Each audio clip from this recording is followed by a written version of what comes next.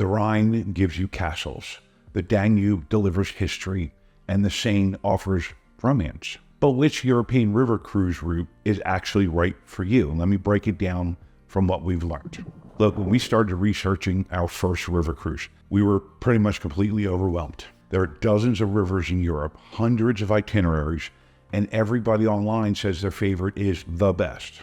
But here's what nobody tells you. The best river cruise route isn't about which one gets the most hype. It's about which one matches your travel style as a company. Hi, I'm Eric, and after cruising the Rhine, the Danube, and the Seine, and talking to dozens of other empty nesters who've done the same, I'm breaking down exactly what each river offers, what the experience looks like, and how to choose the right one for you. Because trust me, they're all beautiful, but they're also all very different. Let's start with the Rhine, because this was our first river cruise, and honestly, it set the bar incredibly high. The Rhine flows through Germany, France, Switzerland, and the Netherlands. Most cruises focus on the stretch between Amsterdam and Basel, and this is where you get those iconic postcard views. Medieval castles perched on hillsides, terraced vineyards, half-timbered villages that look like they haven't changed in 500 years. Our first morning cruising through the Rhine Gorge, which is a UNESCO World Heritage Site, we stood on the top deck with our coffee, and I'm not exaggerating when I say we passed a castle every few minutes. Some in ruins, some perfectly preserved, all absolutely stunning. Here's what the Rhine delivers: romance and scenery. This is the river cruise route for couples who want those pinch me moments. But please don't pitch your spouse, that hurts. Watching the landscape unfold from your ship is genuinely magical. Wine culture. The Rhine Valley is wine country. You'll visit Riesling vineyards, taste wines with winemakers, learn about the region's incredible wine history. So if you and your partner enjoy wine, this is probably your river. Charming towns. Places like Rudesheim, Strasbourg, Heidelberg, Cologne. These aren't massive tourist cities. They're walkable, historic, filled with character. You can explore on your own, get a little lost, find a cozy cafe, and actually feel like you're experiencing real European life. And here's the vibe. The Rhine feels romantic and relaxed. It's not rushed. It's not overwhelming. It's the river cruise route for couples who want beautiful scenery, excellent wine, and that fairy tale European experience without the crowds. If you're doing your first river cruise and you want something that feels quintessentially European, castles, villages, vineyards, history, the Rhine's really hard to beat. Now, the Danube is a completely different experience. Honestly, it's the river cruise that surprised us the most.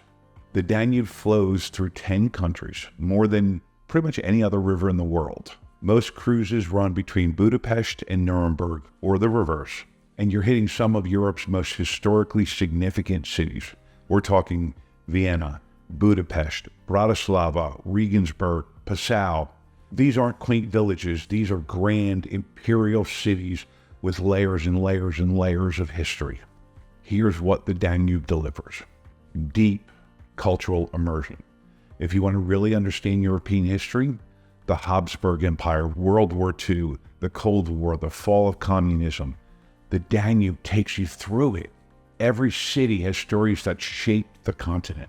We spent a day in Vienna walking through the Schönbrunn Palace, understanding the Austro-Hungarian Empire. When we cruised to Budapest and saw the bullet holes still in buildings from the 1956 uprising. It's powerful, it's moving, it makes you think. Talk about incredible architecture. The cities along the Danube are grand. Ornate opera houses, Gothic cathedrals, Art Nouveau buildings. If you and your partner appreciate architecture and design, you'll be in heaven. Food and coffee culture. Vienna's coffee houses, Hungarian goulash, Austrian pastries. The Danube is a food lover's dream. And because you're docking right in the heart of these cities, you can explore on your own, find authentic restaurants, and eat like locals. So here's the vibe. The Danube feels richer and more substantial than the Rhine. It's for couples who want depth, who want to walk through history, who want conversations over dinner about what you learned that day. It's also slightly more active. The cities are bigger, so you'll walk more.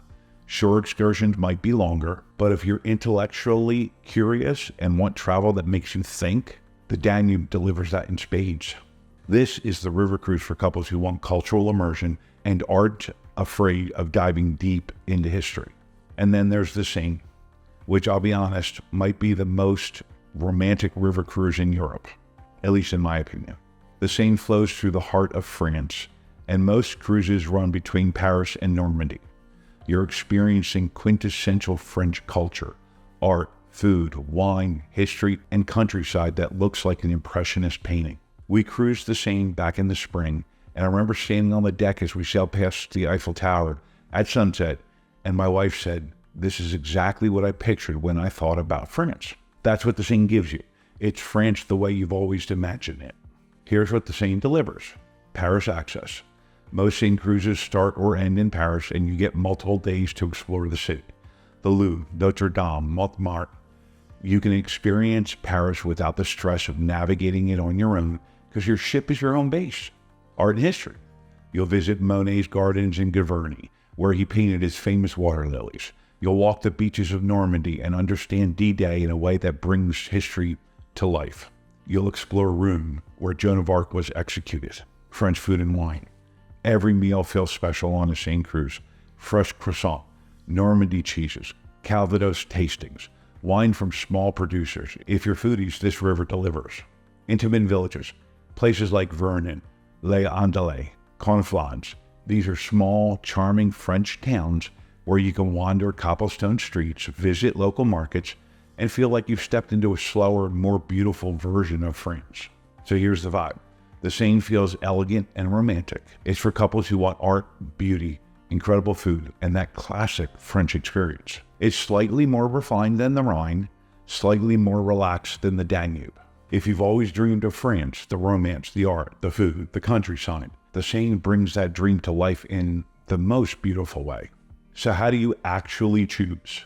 Here's my honest recommendation based on what we've learned and what other empty nesters have told us.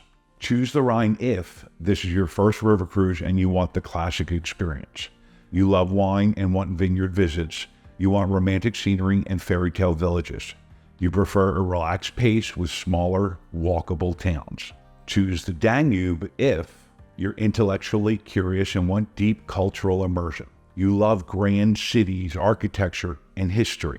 You want to understand European history in a meaningful way. You're comfortable with more walking and longer excursions. Choose the Seine if you've always dreamed of France and want the quintessential experience. You're foodies who want incredible French cuisine. You want art, beauty, and romance. You want Paris access without the stress of navigating it alone. So here's the truth. You can't go wrong with any of these rivers. They're all stunning. They all offer incredible experiences. The key is matching the river to what you and your partner actually want from the trip. Do you want castles and wine? Rhine. You want history and grand cities? Danube. Do you want France and romance? Seine. And honestly, if you can, do all three eventually, because each one offers something completely different and equally beautiful. So there you have it. The Rhine, the Danube, and the Seine broken down so you can figure out which one matches your travel style as a couple.